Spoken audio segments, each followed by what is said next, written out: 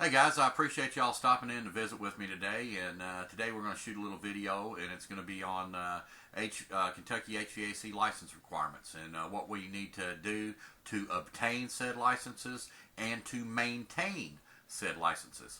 This is sort of a sequel to a video I shot before on where I was actually talking about the requirements and what has to be met. Actually, in that video, I showed my licenses, my apprentice cards, my journeyman's cards, my master cards, and actually showed the diplomas, actually showed the required text that you need to set in at the testing facility, which is very, very crucial. I'll get to that here in a minute. But anyway, guys, while I still got you, I'd say that I've gotten a tremendous amount of emails on this, and I can't thank y'all enough. I certainly do appreciate it. And some of y'all, I am so sorry I didn't get back to. I sincerely apologize for that. I wasn't doing that to be mean. Sometimes I get busy, and I'll be honest with you, a lot of times I forget to go back, and I sincerely apologize for that. Also, you're going to see this on the YouTube channel, and if y'all want to get hold of me and send me a private message, feel free to. But please use my YouTube channel. Just go to my YouTube channel and send me a PM from there. I'm not upset whatsoever. Please don't take it that way. But I've been getting a ton of emails too on my website, my www.rochestersheatandair.com. And actually, guys, I hope you understand that when I get notified that I have an email in there, I'm thinking that I've got a potential customer right there that needs service or maybe even an installation. So you can tell I get excited when I see that. Not that I don't get excited from your emails, but if y'all would, I hope you understand that. So anyway, guys, let's get down to brass tacks here. Today I'm utilizing the Yahoo search engine. You can use whatever search engine you want, but basically all you got to do, guys, is basically type in Kentucky HVAC license requirements. I'm sure this is going to be boring to all the people in all the other states, but I'm just trying to help out some of my fellow Kentuckians here that are coming up in the trade and are getting ready to get started. So I hope this helps some of y'all out some. So what we've actually done that, and we hit the search bar here, and Division of HVAC licenses popped up. Individuals who are knowledgeable and skilled to install, maintain, remodel, and repair HVAC systems meeting the requirements of Kentucky HVAC codes and standards. All right, so here's our website right here, this dhbc.kentucky or .ky.gov/HVAC, yada, yada, yada. You can see it from there, and just type that in. All right, guys, let's go ahead and pop in here. My computer's being a little slow today, so just bear with me. Come on.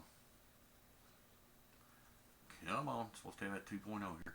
All right, Public Protection Cabinet, Department of Housing, Building and Construction, Commonwealth of Kentucky. All right, guys, here in the state of Kentucky, we actually have to apprentice for 2 years. Okay, now if you go to a legitimate HVAC trade school for 2 years, they'll actually allow you 1 year. So basically, if you show that show the state that you actually went to school, you only have to apprentice for 1 year under the direct supervision of a master HVAC contractor. So and basically on the apprentice side of that, you really don't have to do anything. That's going to be up to your contractor, your master, and he'll actually petition the state, and he'll say that yada yada yada is wanting to apprentice for me, and I accept that, yada yada yada, and then you'll receive your card like a couple of weeks later or whatnot. And here also, once you've apprenticed for your 2 years, then you can apply for your journeyman's with the state, and then it's all up to you. You have to handle that yourself, and you apply with the state, and then if you meet the criteria, you test out, and you get your journeyman mechanics license. Then you have to journeyman a minimum of 2 years again before you can apply to masters. So anyway, that's just a brief synopsis there. All right, so we're here at this website, the Department of Housing, Building and Construction, Division of HVAC, and there's an array of tabs up here. But here's one for the customers here. There is a license search and verification, and the point this whole video is about is in the state of Kentucky, not all states, but some states. But in the state of Kentucky, we must be licensed to service equipment, to install equipment, and yada yada yada, to sell equipment, advertise. But anyway, like I said, y'all can visit that and check that out. But let's get moving here, guys. I don't want to bore the heck out of all y'all. But here we are at Division of HVAC licenses. This information is designed to help and acquaint all applicants with the requirements and the procedures necessary to obtain the proper licensure or registration as required by Kentucky HVAC license law and regulations, KRS 198B.650-689. And basically these are our Kentucky statutes, and this is going to cover the HVAC part of it. So let's pop over here just for a brief minute and take a peek at maybe one or two of them. All right, open up. All right, here we go. Kentucky Legislature, Kentucky Revised Statutes. All right, so we're going to have probably a few tradesmen in here also. Let's see here. We got safety glazing and hazardous locate, elevator and fixed guideway systems inspections. Actually, I was in the elevator trade for several years. But anyway, let's get going here. Fire protection, certification. All right, here we go. Heating, ventilation, and air conditioning contractors. And here's all our laws for our side of things, our HVAC side of things. And basically, let's pop down here. Here's a great one I've already highlighted. This is very pertinent. This is the number one thing they want to see after you pass your license and they've got your testing back. KRS 198B.668. Number 1. No person, firm, or corporation shall practice heating, ventilation, and air conditioning contracting unless the person, firm, or corporation maintains general liability insurance in an amount not less than $500,000 and property damage insurance in the amount not less than $300,000, underwritten by an insurance carrier licensed and approved by the Kentucky Department of Insurance. Okay, guys, that's very crucial. They want to see that. All right, I'm not going to read them all, but number 2 is pretty pertinent. Proof of insurance shall be submitted to the board prior to issuance or renewal of the license. So basically, like I've said in several of my videos, we have to do continuing education classes here of a minimum of 8 hours. And what we do is we'll take our class hours that get signed off, and we'll actually attach, this is for masters, and we'll actually attach the proof of insurance to that and submit our renewal form, and then they'll send us back out our licensing. So anyway, let's get out of here. Come on. All right, let's see. Responsibilities of a master contractor working for a company, advertising. I'm not going to bore y'all to death reading all this. All you got to do is pop in there. It's right here on the website, guys.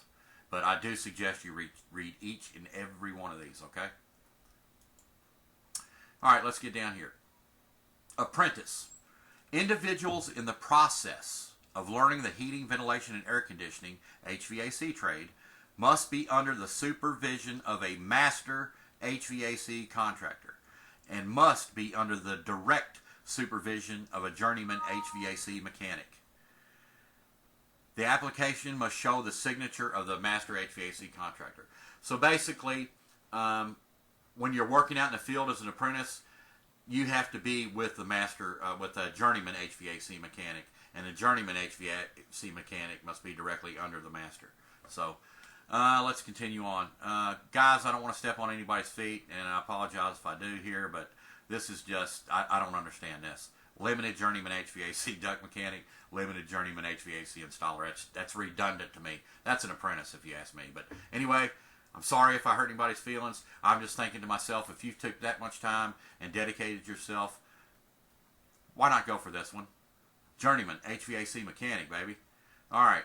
Individuals who are knowledgeable and skilled to install, maintain, remodel, and repair HVAC systems meeting the requirements of Kentucky HVAC codes and standards may be eligible for this license type.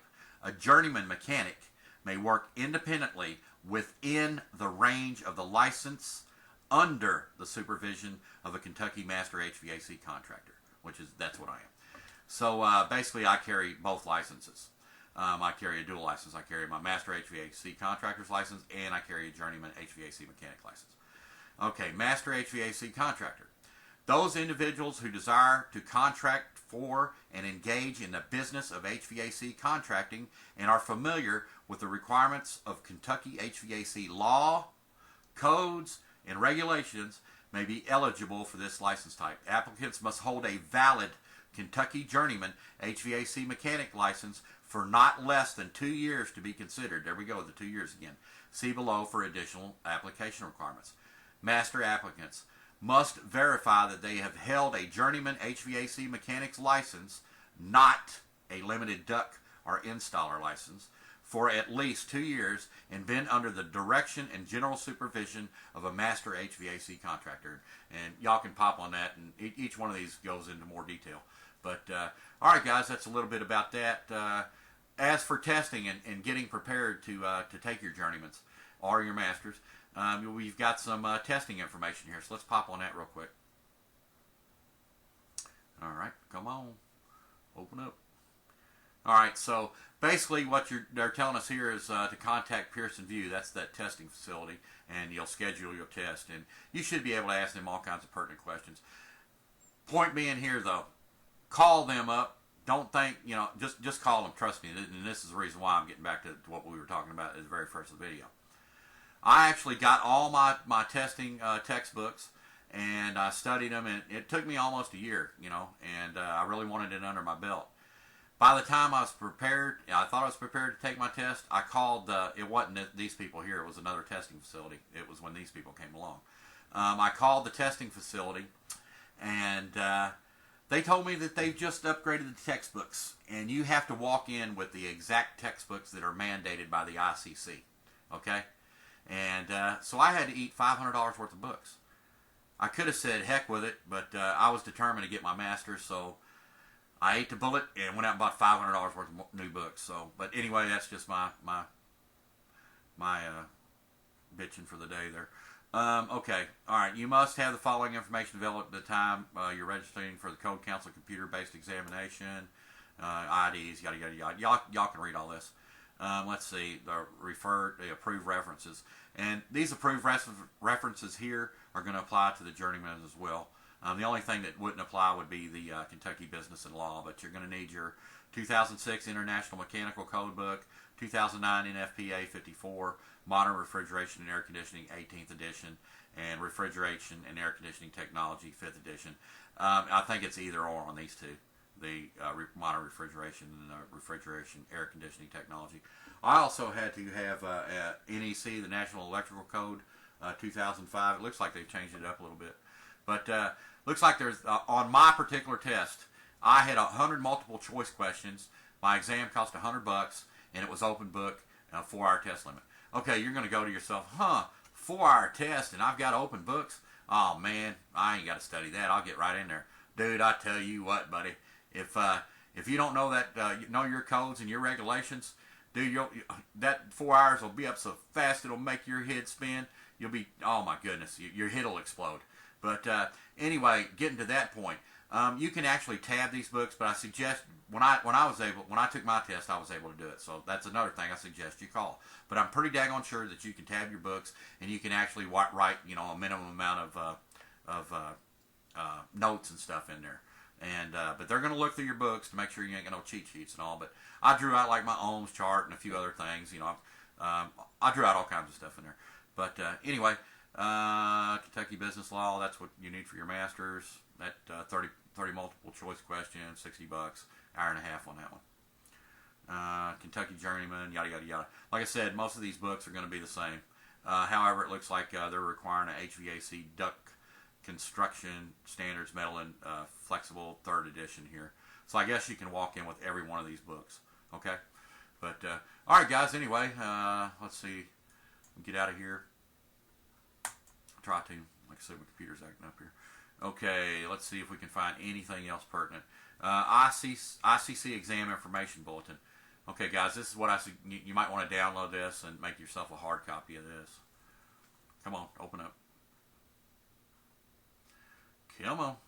All right, here we go. We got the ICC International Code Council here. Kentucky Contractor / Trades Examination Information Bulletin. All right, guys, this is going to help you out a lot too. So here's all your, I guess, revisions and stuff like that. Let's see here, see if we can find something pertinent. Yeah, here we go. How do I schedule an exam? Change my name or address? Request duplicate pass letter? Yada yada yada. And there's also a spot on here too. You can click on after you take your test and see if you passed or not. And I hope y'all do. All right, don't start acting up with me and freezing up here. Table of contents, there you go. about code council. Y'all can read all this. I'm not going to bore you to death reading all this. And here we are here. All right. How can I become licensed? How do I schedule? Yeah, this is all the pertinent information that you require. But I do suggest you call Frankfurt and then call these people. Okay? Like I said, there's some fantastic people at Frankfurt. Everybody I've ever dealt with there was very kind and very knowledgeable.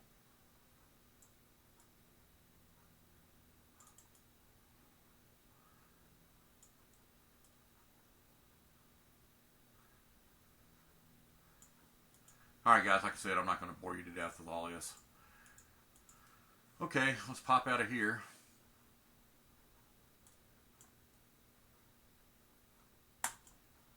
Okay, let's see. You can actually, on here too, I believe there's a form on here where you can actually, fill out your application for your journeyman's and fill out your application for your master's also. I'm not positive where it's at in here, but I know there is one in here. Update your information. You can actually take a paper and pencil exam too if you're not really into computers. But actually, guys, I was kind of scared of that too. I just now really started getting into the computer thing, and but trust me, guys, trust me, it's a piece of cake with the computer. It's not hard at all. So, but anyway, guys, guys and gals, I hope this helped some of my Kentucky tradesmen out, or up and coming Kentucky HVAC people out. And I certainly appreciate you watching my videos, and I appreciate all the kind words and kind comments that y'all leave me. And just wanted to thank you so much, and the best of luck to each and every one of y'all. Okay, y'all, take care. Bye.